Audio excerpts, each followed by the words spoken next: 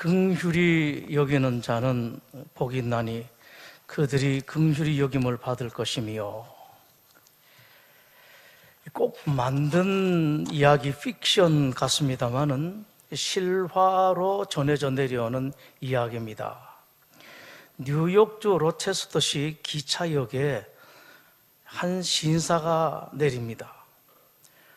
오랜 여행에서 고향에 돌아왔습니다. 아내 그리고 아이들이 기다리고 있는 집으로 출발합니다.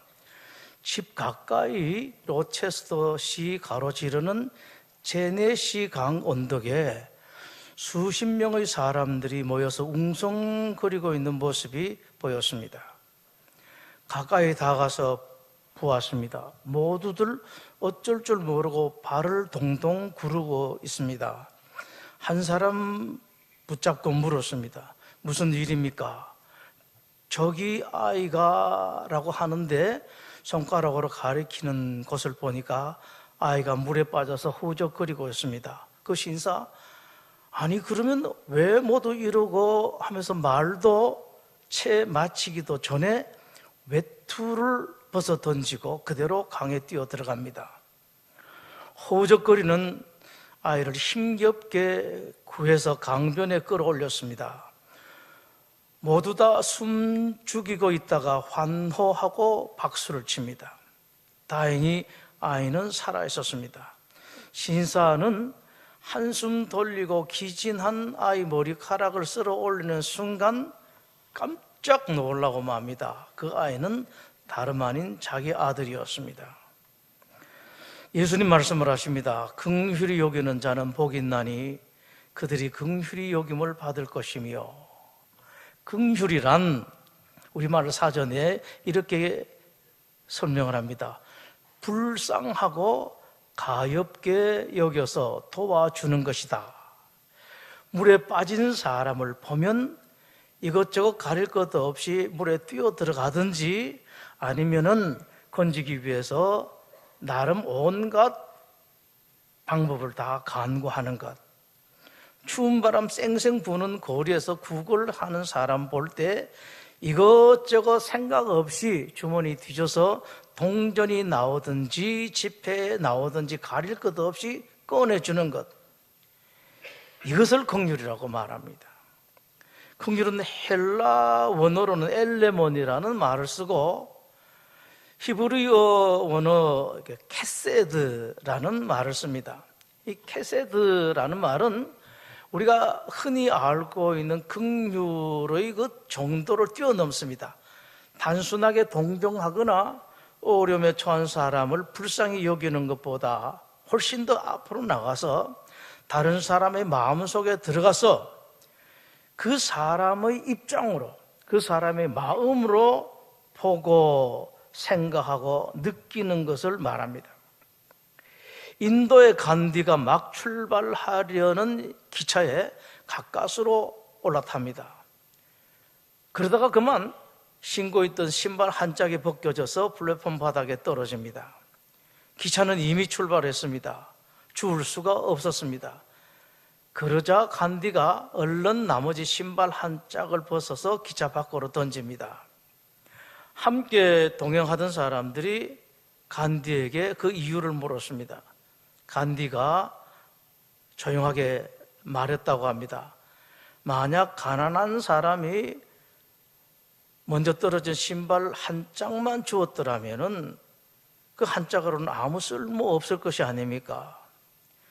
신던 신발 한 켤레도 남을 생각하는 마음을 담는 것, 긍휼이란 이런 것입니다. 그저 다른 사람 생각하고 또 생각하는 것. 긍휼한 마음이 있는 사람은 늘 가슴이 아파요. 늘 마음이 쉽지가 않습니다. 아픈 사람 보면은 어떻게 하든지 도와줘야 됩니다. 어떻게 하면 치료할 수가 있는가? 어떻게 하면 내가 저 사람 좀 도울 수가 있겠는가? 어떻게 하면 저 사람 마음이 좀 위로를 받을 수가 있겠는가? 힘없는 무릎을 보면은 내가 어떻게 하면 저 사람을 좀 부축할 수가 있겠는가? 어떻게 하면은 저 다리에 힘을 좀 넣어줄 수가 있겠는가? 이걸 생각합니다. 딱한 사람 보면은 나도 힘들면도 불구하고 가서 도와주고, 슬픔 당한 사람들, 가슴 아픈 일을 당한 사람들 보면은 가서 옆에서 손잡고 있지는 못한다 하더라도 멀리서라도 가슴 아파하고 힘들어하는 이런 것이 긍휼한 마음이고 긍휼한 사람입니다. 애니라는 이름을 가진 어린 여자아이가 있었습니다. 바이올린을 무척 좋아합니다. 그러나 이 어린 아이라도 자기 집 사정을 압니다. 지금 몇 년째 흉년입니다. 그러나 아직 어린 아이, 그 간절한 마음을 이기지 못하고 아버지에게 어느 날 말하게 됩니다. 그러나 아버지도 힘들게 몇 년째 이어지는 흉령을 버티고 있었던 터라 아무 대답을 하지를 못합니다. 그날 밤에 애니가 우연히 아버지 방에서 나오는 소리를 듣습니다. 가까이 가서 들어봅니다. 아버지의 기도였습니다. 주님, 애니가 바이올린을 가질 수 있도록 도와주십시오 라는 말을 하나님께 되풀이 기도하고 있었습니다.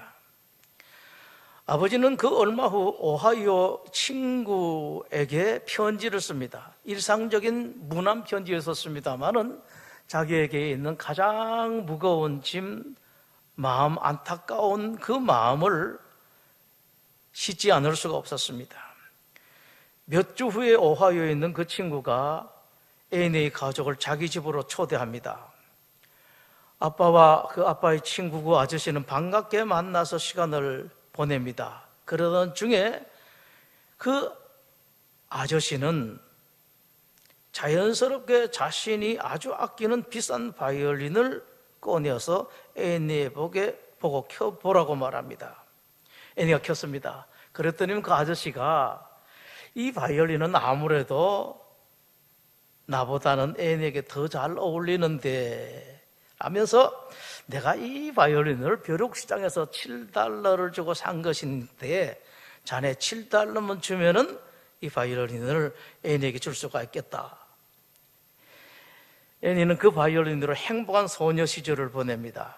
세월이 흘러서 애니가 중년 부인 애니가 됩니다. 그 중년 부인 애니 눈에 한 신문 광고가 보였습니다. 딸 아이를 위한 싼 바이올린 구함. 그 광고를 보는 순간 애니 가슴에 두 사람 얼굴이 떠오릅니다. 하나는 자기 아버지입니다. 딸 아이에게 바이올린을 사주지 못해서 기도하고 자기 친구에게 편지까지 보낸 그 아버지의 얼굴, 그리고 하나는 아빠의 친구 그 아저씨의 얼굴입니다. 옛날에는 몰랐지만 이제는 확실히 알게 된, 너무도 비싼 그 바이올린을 친구 딸에게 주기 위해서, 자존심 상하지 않게 주기 위해서 $7라고 하며 팔았던 그 오하이오 아저씨 얼굴이 떠올랐습니다. 광고 낸 사람에게 연락했습니다. 제게 바이올린이 있는데 제가 이제는 더 이상 쓰지 못할 것 같아서 넘겼으면 좋겠습니다. 그 광고를 낸 사람을 만났더니 영판 옛날 자기 아버지의 모습입니다. 그 광고를 낸 사람이 애니에게 인사합니다. 고맙습니다. 그러면서 조심조심 묻습니다. 악기값을 얼마나 드리면 되겠습니까? $7입니다. 예수님께서 말씀을 하셨습니다. 긍휼히 여긴 자는 긍휼히 여김 받을 것이다. W. 위트먼은 예수님이 그 말씀을 이렇게 나름 부연 설명을 합니다. 갚음을 받게 되지 않는 사랑은 없다. 이런 것과 저런 것, 방법과 사람은 다를지언정 그 사랑은 누구에겐가 꼭 갚아진다. 이 말씀 들으니까 성경의 한 구절 말씀이 생각납니다. 하나님께서 말씀을 하셨죠. 흐르는 물 위에 빵을 던져라. 그러면은 그 빵이 잘못되지 않으면 밑에서 누군가는 먹겠죠. 그런데 하나님 그 말씀을 하십니다. 몇 날이 되지 않아서 내가 도로 찾을 것이다. 이론상으로 말도 안 되는 말씀입니다. 그 흘러간 물에 던진 빵이 어떻게 나에게 다시 돌아올 수가 있겠습니까? 그러나 하나님 말씀이십니다. 하나님께 말씀을 하신 겁니다. 너는 흐르는 물 위에 빵을 던지면은 내가 너에게 돌려주겠다. 하나님 말씀을 하시죠. 긍휼히 여기는 자는 긍휼히 여김을 받을 것이다 라고 말씀하신 하나님은 반대로 긍휼을 행하지 아니하는 자는 심판 때 긍휼을 받지 못할 것이다 라고 말씀을 하십니다. 야고보서 12장 13절에서 하나님 말씀을 하십니다. 긍휼을 행하지 아니하는 자에게는 긍휼 없는 심판이 있을 것이다. 자, 이 말씀에 대해서 예수님께서 하신 이야기를 여러분 들어보십시오. 하나입니다. 주인에게 거액을 빚진 종이 있었다. 그 종은 모든 노력을 다했지만은 워낙 큰 금액이라서 그 빚을 갚을 수가 없었다. 주인이 그 종을 불렀다. 자네 몸, 자네 처, 자네 자식, 자네 가지도구 다 팔아서 이 빚을 갚아라. 그 종이 주인에게 통사정을 했다. 조금만 기다려 주십시오. 제가 모든 노력을 다해서 그 빚을 갚겠습니다. 그 부탁을 들은 주인은 종을 불쌍히 여겨서 빚을 전부 다 탕감을 해 주었다. 그 이후에 그 종이 자기 돈을 빌려간 동료 종에게 빨리 나에게 빚진 돈 갚으라라고 독촉을 하고 또 독촉을 했다. 그 동료 종이 그 종에게 통사정을 했다. 조금만 연규해 주면은 내가 꼭 갚을 것이니 기다려 주시게. 그러나 그 종은 동료의 부탁을 듣지 않고 고발을 해서 감옥에 넣고 말았다. 그것을 안 다른 동료들이 해도 너무한다. 견디다 못해 주인에게 일렀다. 주인이 그 종을 불렀다. 내가 너를 불쌍히 여긴 것 같이 너도 다른 사람을 불쌍히 여겨야 하지 않았느냐? 그러나 너는 불쌍히 여기지 않았다. 나도 너를 불쌍히 여길 수가 없다. 내가 자네에게 탕감해 준 빚 취소다. 그리고 감옥에 집어넣어버렸다라고 예수님께서 말씀을 하십니다. 또 하나 이야기를 하십니다. 한 부자가 매일 호의호식하면서 살았다. 그 집 앞에 병든 거지가 있었는데 그 집에 들어갈 생각은 차마 못하고 그 집 쓰레기통 뒤져서 먹고 나날을 살았다. 그러던 중에 거지도 죽고 부자도 죽었다. 부자가 죽어서 간 곳은 물 한 방울 아쉬운 뜨거운 것, 죽음보다 더 고통스러운 곳이었다.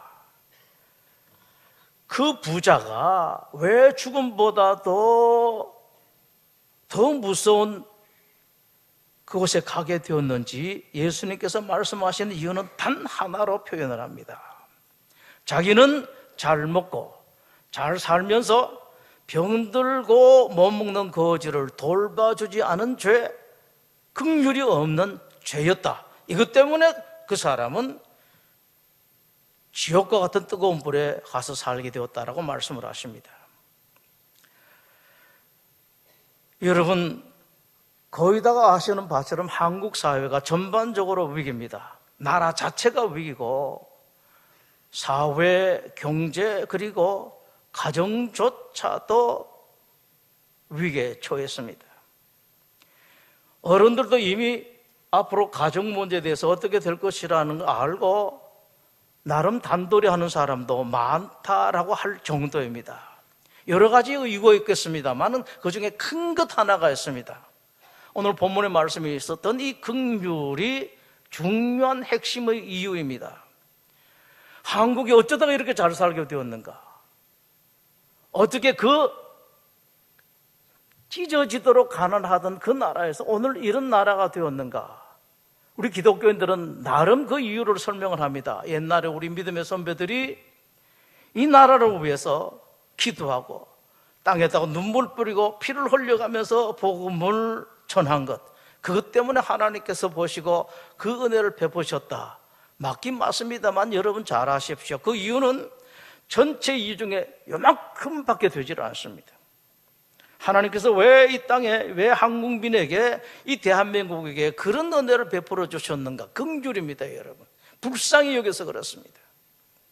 그리고 내가 이렇게 불쌍히 여기면 앞으로 여러분들이 잘 먹고 잘 살게 되었을 때에 여러분처럼 가난하던 사람, 여러분처럼 찢어지는 그런 아픔을 겪었던 사람들을 도와주라고 하신 하나님의 기대가 있었는데, 하나님은 기다리고 또 기다려도 한국 사람이 긍휼을 베풀지를 않습니다.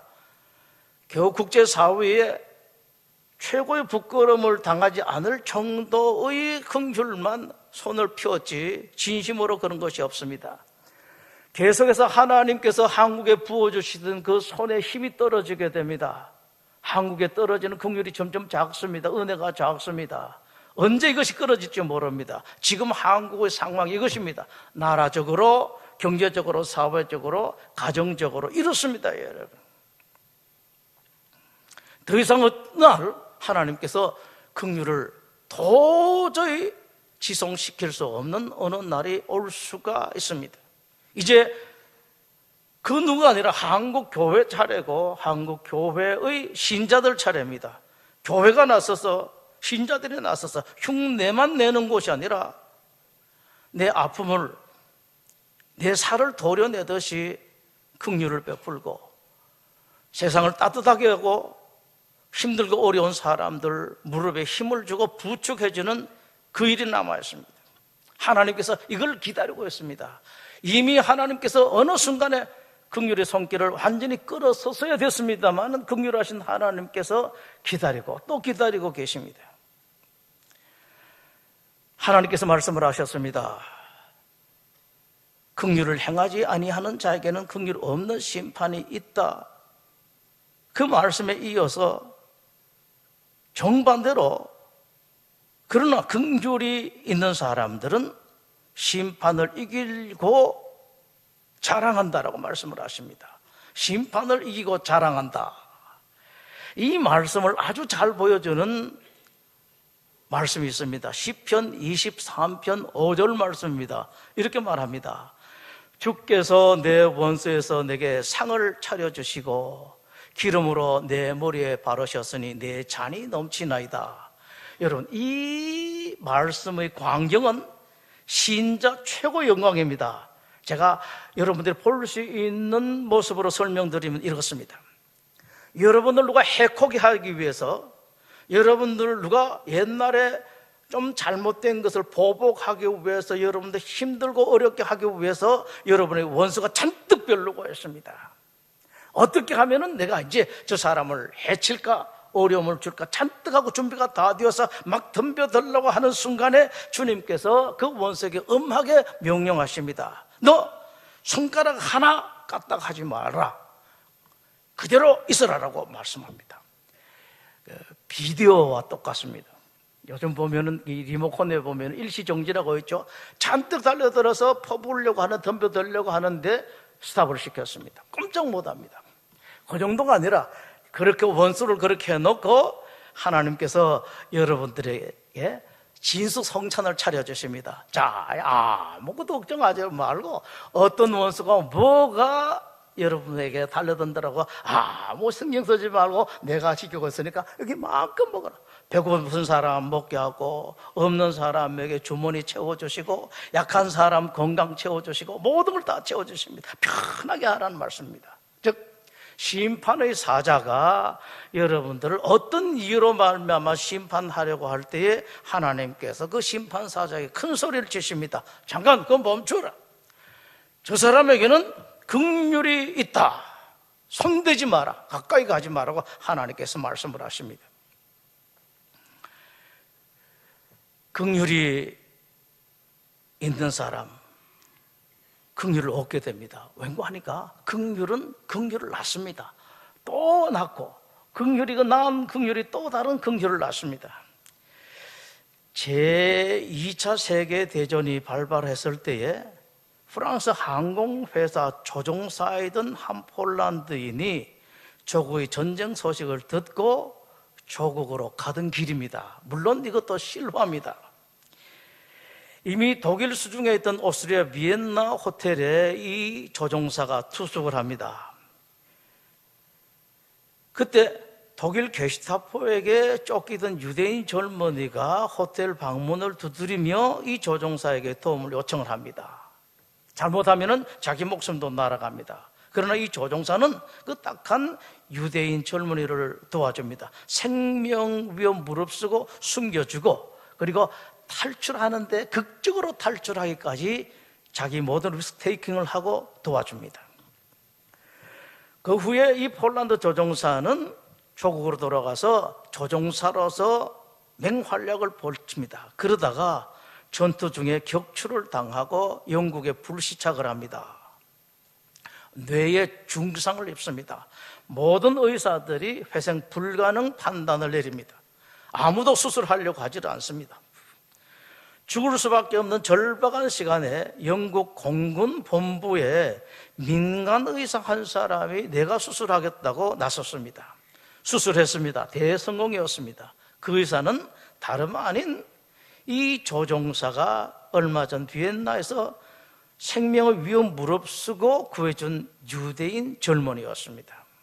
이 유대인 젊은이는 그때 그 조종사의 도움으로 영국으로 탈출했습니다. 그 후 영국에서 진료 일을 하면서 계속해서 폴란드 비행 중대의 소식에 관심을 가졌습니다. 그러던 어느 날 신문에 폴란드 조종사가 추락을 했고 회생 불가능하다는 소식을 듣습니다. 이 의사는 영국 공군 본부에 연락을 합니다. 그래서 이 유대인 의사가 수술하게 되었습니다. 놀라운 사실은 그 모든 것이 전적으로 이 유대인의 예감에 의했다는 사실입니다. 어선풀에 눈 뜨는 환자의 눈에 자기를 들여다보고 있는 의사의 눈이 보입니다. 그 의사의 눈에 뽀얀 눈물 고이는 것까지도 보입니다. 그 의사는 감사와 감격에 넘친 듯이 환자에게 말합니다. 저를 알아보시겠습니까? 저는 오랫동안 하나님께서 내가 받은 은혜를 갚을 수 있는 기회 주시기를 기다리고 있었습니다. 오늘 아침 저는 당신을 수술했습니다. 보시는 것처럼 저는 의사고 그것도 뇌신경 전문 의사입니다. 긍휼은 긍휼을 낳고 그 긍휼은 또 다른 긍휼을 낳습니다. 예수님 말씀을 다시 들으십시오. 긍휼히 여기는 자는 복이 있나니 그들이 긍휼히 여김을 받을 것이며, 이 말씀은 이런 의미인 것을 여러분들이 충분히 아십니다. 긍휼히 여기는 사람은 내가 긍휼하게 여기겠다. 여러분, 이 나라를 위해서, 이 나라의 경제와 이 나라의 사회, 그리고 여러분들의 가정과 여러분 자녀와 또 그들의 자녀를 위해서 긍휼 베푸실 의향은 없습니까? 지금까지 긍휼을 베푸시던 분들은 조금 더, 아직은 긍휼이라는 것이 나에게 맞지 않는 것이고 나에게는 먼 곳이라 생각했던 사람들도 이제는 팔 걷어붙이고 어떤 형태의 긍휼이든지 간에 긍휼을 베푸는, 하나님께서 여러분을 보시고 하늘에서 감동하시고 이 나라 대한민국에, 이 나라의 경제, 이 나라의 사회, 그리고 이 나라의 모든 가정들의 긍휼을 베풀어 주시고 은혜를 베푸시는 그 일을 여러분들이 특히 2019년 시작되는 새 벽두에 단단하게 결심하시면서 2019년 한 해 장식을 하고 이후에 여러분 인생도 그렇게 장식할 의향은 없으십니까? 제가 아니라 하나님께서 여러분들이 물으신다면 여러분 어떻게 대답하시겠습니까?